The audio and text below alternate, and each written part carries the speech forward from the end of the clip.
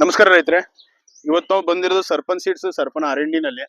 ಇದು ಪ್ರಾಡಕ್ಟ್ ಬಂದ್ಬಿಟ್ಟು ಸರ್ಪನ್ ಚಂದ್ರ ಅಂತ ಮೆಣಸಿನಕಾಯಿ. ಇದು ಲೆಂತ್ ಬಂದ್ಬಿಟ್ಟು ಆಗ್ಲಿ ಶೈನಿಂಗ್ ಆಗ್ಲಿ ಸೂಪರ್ ಆಗಿದೆ. ಶೈನಿಂಗ್ ಇದು ನೋಡ್ತಾ ಇರಬಹುದು, ಸಖತ್ತಾಗಿ ಶೈನಿಂಗ್ ಇದೆ.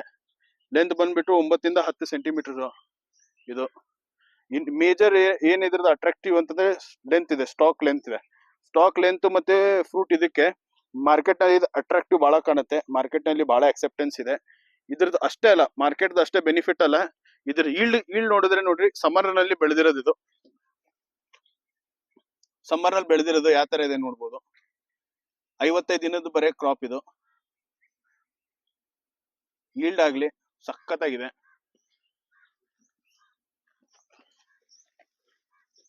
ಇನ್ನು ಕೆಳಗಡೆ ಎಲ್ಲ ಚಿಕ್ಕ ಚಿಕ್ಕದಿದೆ. ಸಮ್ಮರ್ದು ಇದು ಕ್ರಾಪ್ ಇದು. ಇಲ್ಲಿ ನೋಡ್ತಾ ಇರ್ಬೋದು, ಈಲ್ಡ್ ಚೆನ್ನಾಗಿದೆ ಇದ್ರ ವೆರೈಟಿದು. ಇದು ಬಂದ್ಬಿಟ್ಟು ಸರ್ಪನ್ ಸೀಡ್ಸ್ ಸರ್ಪನ್ ಚಂದ್ರ ಅಂತ. ಸೂಪರ್ ಇದೆ ವೆರೈಟಿ, ಸೂಪರ್ ಆಗಿ ಶೈನಿಂಗ್ ಇದೆ ಮತ್ತೆ ಹೈ ಈಲ್ಡಿಂಗ್.